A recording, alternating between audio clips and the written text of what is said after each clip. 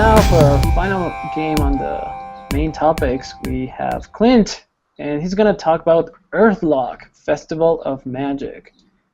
Hope I'm saying it right. Hey Yes. Remi, yeah, that sounds about right. Yeah, cool. Sounds about right. So Earthlock, it's on Kickstarter now. Um, it's a JRPG made by people who aren't Japanese. Comes to us from Norway by a company called Snowcastle Games. The campaign, I think, has been going on for a week or so now. It's one of the longer campaigns. They've racked up $64,682 in pledges out of a $150,000 goal.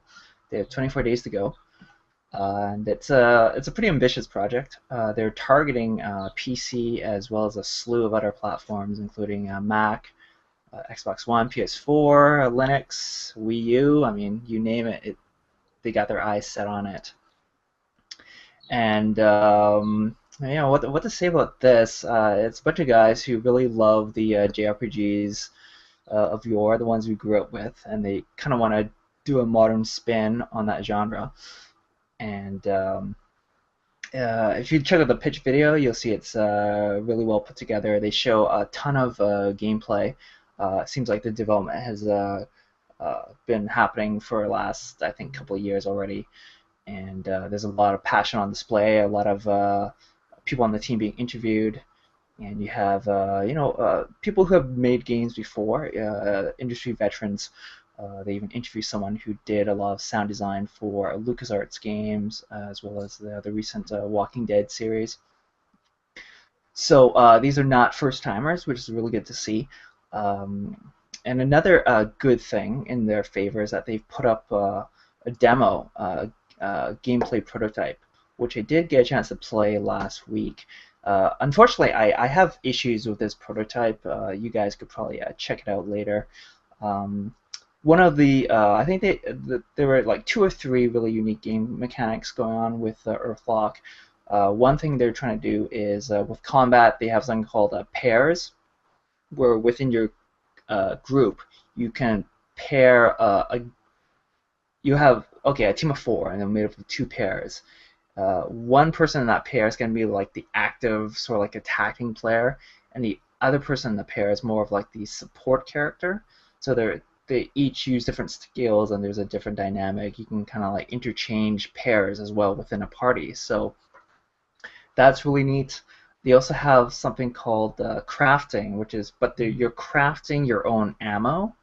And that's what the prototype seems to showcase the most, which was sort of disappointing because it really just reminded me of other games, and not in a good way, like the farming type games that you'd find on Facebook or something, where you have like a plot of land and you're planting seeds in specific plots and waiting for things to grow and looking for items to actually plant into this. Anyways, this just sort of like turned me off, and it seemed like the focus of this game would be adventuring and their unique turn-based combat system, which maybe it's later on in the prototype, but sure as hell wasn't soon enough for my liking. So I think, if anything, they probably want to put up a prototype that kind of gets you into the core of the game a little bit faster, and not focus on a feature that's a key feature, but not exactly the most exciting. But aside from that, everything is looking really good. The concept art looks great.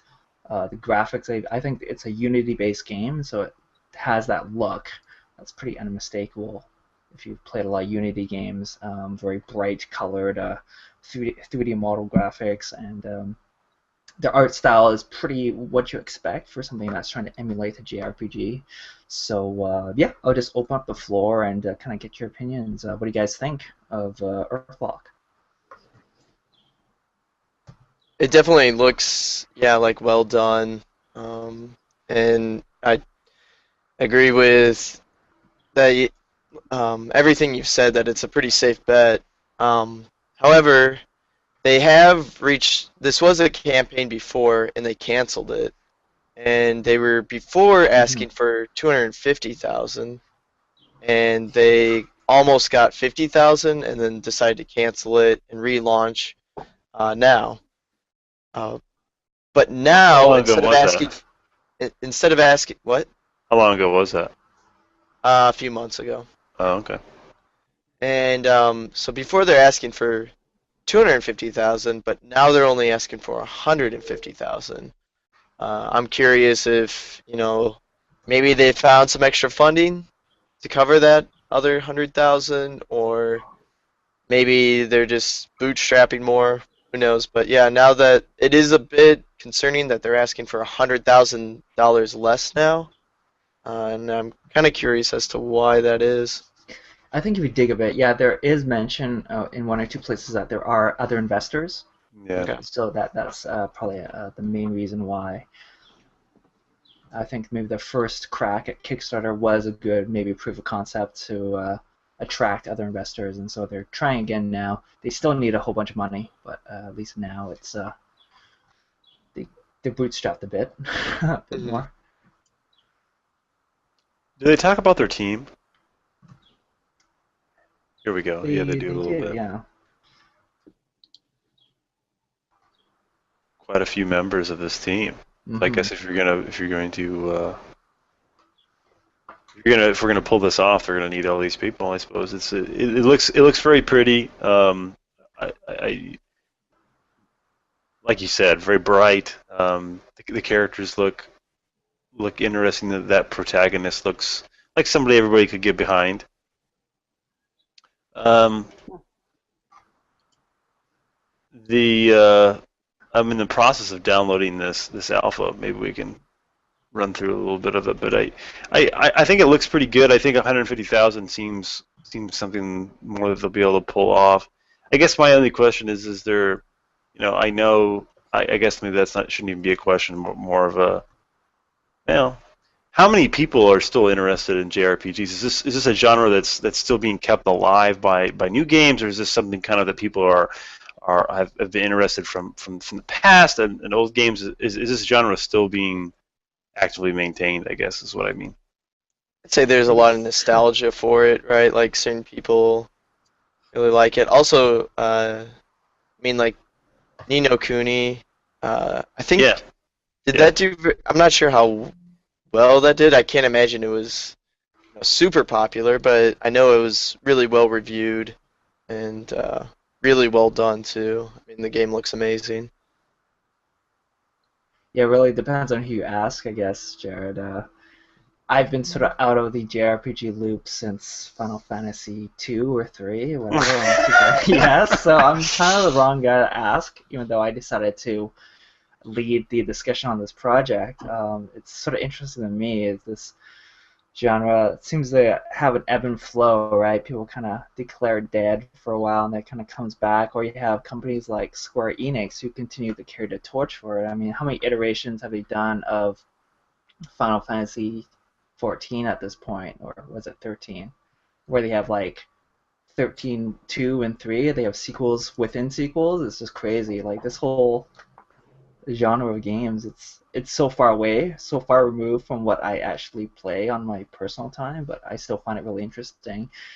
And yeah, I mean, it's good that we're getting a more sort of a European or Western take on something that's largely been just coming from Japan for so many years now. So yeah, I don't know. Remi, do you play JRPGs or do you still play them? Well, I played a couple, but the thing with the JRPGs and me is that I don't really play them a bit, but I know they're so long and very story Yeah. heavy into the story that I know I'm never gonna finish them. But I played some of the, I guess they're not super new, but some of the Tales of series I've played them, and they yeah, I mean they have a lot of similarities. I guess talking about this game, I really enjoy how the game looks. Graphically speaking, it looks pretty good. And I guess I would be sad if they can't make it.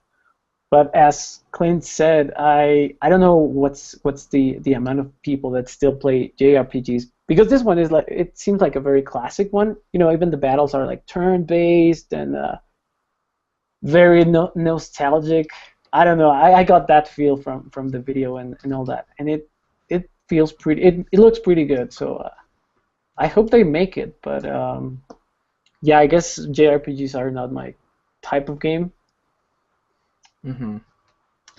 Yeah, and yeah, I hope they make it too. It seems like they're on the right track. Their heart's in the right place, and they've kind of done their due diligence. Just a final note, though. They have a summary on their Kickstarter. Their release date is set for first quarter of 2015 on PC, Mac, and Linux, and for Wii U, Xbox One, and PS4, they're gonna be targeting second quarter. I think that release schedule is a bit insane. I don't think they got the team for that sort of release schedule, but yeah, I mean, good luck to them. I think this kind of links to the discussion we had on the previous game. I think gamers in general by now are conditioned to see release dates slip, if not by months, then by years. This game, I predict it's gonna slip. They're not gonna release all those versions in such a short amount of time, and I think it's doubtful to even get to their Q1 2015 release date. They're building a RPG with a lot of art assets and a lot of content, so best of luck to them. That's in less than a year that they plan to release this game. So Cool. Any last comments before we wrap up this segment? Are you guys good? I'm always good. Cool. Well, He says that as he like gets like. well,